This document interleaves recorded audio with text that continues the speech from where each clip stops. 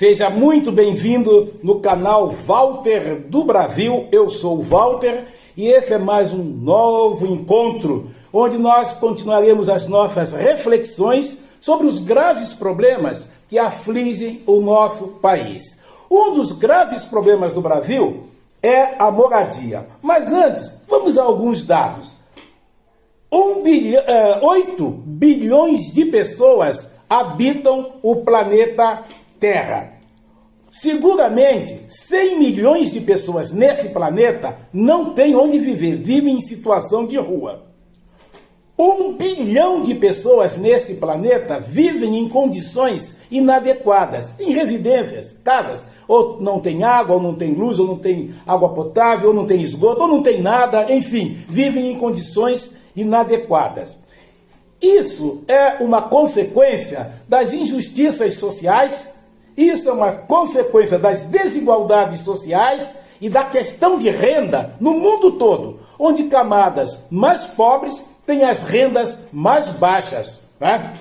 No Brasil, muitas casas são construídas em condições de favela, são construídas por invasões naquelas áreas de risco, onde quando dá uma chuva forte, ou as chuvas são contínuas, logo começa a desmoronar tudo aquilo, e deslizamento de terra, e muita gente é morta, como ocorreu recentemente aqui no Brasil, em vários estados, em várias regiões. Isso é por quê? Porque as pessoas não têm onde viver, ou vivem em condições inadequadas, porque não podem pagar aluguel, ou porque não têm condições de financiarem casas próprias. Isso ocorre principalmente nos países subdesenvolvidos. O Brasil tem 522 anos de história. 522 anos de história. Praticamente foram mais de 350 anos nesse país de escravidão. Escravo não merece nada. Assim pensavam os donos das terras que se utilizava dos seus serviços. Escravo não precisa. Para que moradia? Os escravos viveram durante todo o período colonial e período imperial, viveram nas senzalas. Senzalas que são habitações muito rudimentares.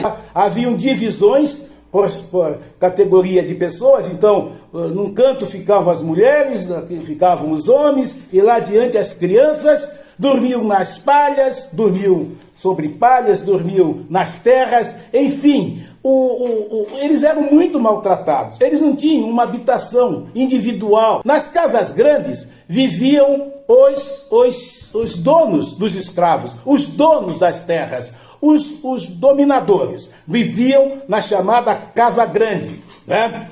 E é interessante que a senzala e a Casa Grande, elas representavam o sistema político, social, econômico e até sexual do período imperial e do período colonial, né? Nós temos também que continuar verificando aqui o seguinte: a senzala, ela existiu desde o século XVI até o século XIX.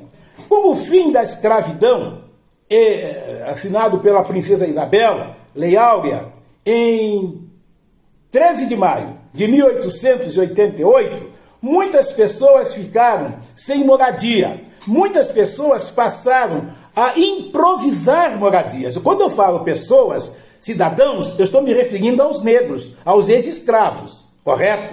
É a eles que eu estou me referindo, que era a maioria da população. Então, a moradia predominante no Brasil, no período colonial e imperial, foi a senzala. Foi esse barracão onde os negros moravam. Então, os dominadores não tinham preocupação que essas pessoas tivessem uma residência de verdade. E pior ainda, a lei, o fim da escravidão no Brasil, a Lei Áurea, né, a libertação dos negros, foi muito mal feita. Porque libertou, e daí? Para onde vão? O que vão fazer? Né? Nós temos relatos de pessoas que quando houve a escravidão, continuaram sendo escravas, porque não sabiam o que fazer da vida, principalmente aqueles mais velhos. Fazer o que agora? Na metade do século XX, do século passado, um outro fato gravíssimo veio ocorrer. A industrialização chega de fato no Brasil.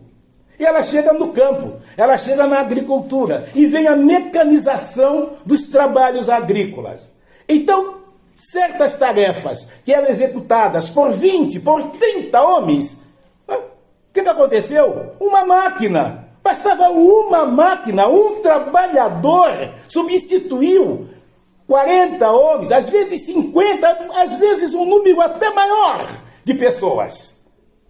E essas pessoas não tinham o que fazer, porque elas perderam seus empregos. Perderam seus empregos e não tinham onde plantar. Elas podiam continuar no campo. Mas nós sabemos que outra grande injustiça brasileira é a concentração de terras, além de renda, é claro, mas de terras nas mãos, quando eu digo concentração, porque são poucos, né? Nas mãos de poucas pessoas. Pouquíssima gente é dona do Brasil. Então, esses trabalhadores, né, descendentes de escravos, imigrantes também, não tinham o que fazer, não tinham onde viver, começaram a passar fome. Essa gente, eles vão se deslocar, sair. O êxodo, o famoso êxodo rural, saem dos campos e partem para as grandes cidades, como Rio de Janeiro, como São Paulo. E aqui, chegou aqui, e aí? E aí que eles vão inchar São Paulo. Vão inchar, porque eles vão ficar nos locais onde moravam os barões do café, onde moravam aquelas famílias tradicionais. Não, eles vão ficar nos piores locais. Vão ocupar áreas de matas, vão ocupar áreas impróprias, vão ocupar áreas de risco. Portanto, essas pessoas sofreram injustiça o tempo todo, continuam sofrendo, e é isso que eu quero trazer para vocês. As injustiças brasileiras. Como podemos resolver isso? Só iremos resolver essa situação através da escolha de políticos bons, que se interessem pelo Brasil, né? Que tenham espírito público, espírito de seres humanos mesmo, que vão se interessar. Quem resolve os problemas do Brasil é o Congresso Nacional. São deputados, são senadores, porque eles fazem as leis. Eles são responsáveis pela lei e por aquilo que o presidente vai fazer, porque são eles que, em última análise, aprovam o que o presidente faz ou deixa de fazer.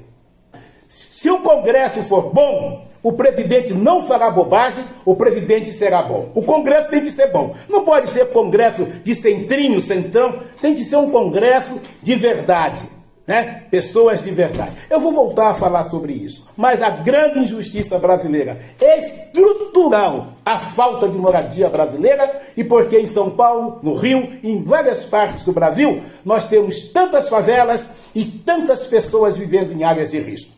Volto breve, vamos dar continuidade. Quando eu retornar, quero falar nas favelas brasileiras. Um abraço bem apertado a todos. Assistam, por favor, o meu vídeo, divulguem-no, façam comentários e vamos fazer essa corrente. O que eu pretendo é isso, é começar a conscientizar as pessoas que nós podemos consertar esse país. Sem violência, sem guerra, sem fake news, sem porcaria nenhuma dessas. Podemos sim, no voto. Boa noite, até qualquer momento. Muito obrigado pela atenção. Até mais.